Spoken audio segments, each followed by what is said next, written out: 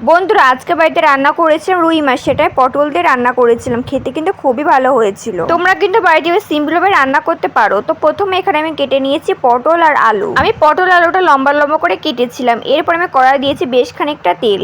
তারপর আমি দিয়েছি মাছগুলো এপিট ওপিট করে ভালো করে ভেজে নেব। আমি কিন্তু মাছগুলোতে আগেই থেকে ভালো করে লবণ হলুদ মাখিয়ে রেখেছিলাম। আমি কিন্তু এখানে বেশি রান্না করছি না, মাত্র 3 পিস রান্না করছি, 3 পিসই ভেজে রেখে দিয়েছি, আর বাকি মাছটা ফ্রিজে রয়েছে। আমি এপিট ওপিট করে ভালো করে কড়া করে মাছটা ভেজে নিলাম, তারপর আমি তুলে নিলাম।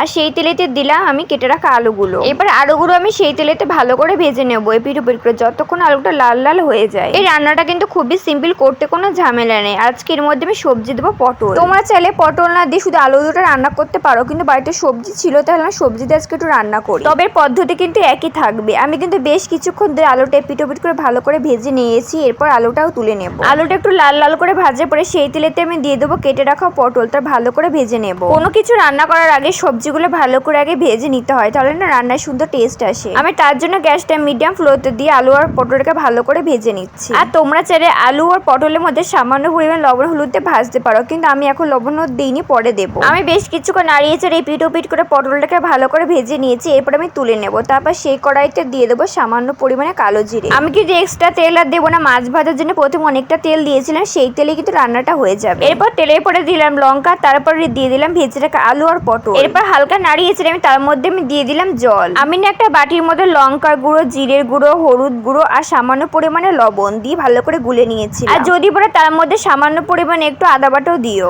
আমিও দিয়েছিলাম খুবই অল্প পরিমাণে। তারপরে সেই জলটা কিন্তু আমি এর মধ্যে দিয়ে দিয়েছি, আর তার সাথে দিয়েছি পরিমাণ মতো জল, মানে যে যেরকম ঝোল রাখতে চাও। এরপরে একটু ফুটে উঠলে আমি তার মধ্যে আমি দিয়ে দিলাম মাছগুলো। তারপরে আমি 10 মিনিটের জন্য ঢেকে দিয়েছিলাম, আর 10 মিনিট পরে আমি ঢাকনা তুলে ভালো করে নাড়াচাড়া করে দিলাম। দেখতে পাচ্ছি ঝোলটা কিন্তু বেশ অনেকটা শুকিয়ে গেছে। আমি এই পর্যায়ে দেখছিলাম আলু আর পটল ঠিকঠাক পরিমাণে সিদ্ধ হয়েছে কিনা, দেখলাম সিদ্ধ হয়ে গেছে। তবে হ্যাঁ, আমি কিন্তু এতটা ঝোল রাখবো না, আমি আরো একটু ঝোলটা শুকিয়ে নেব।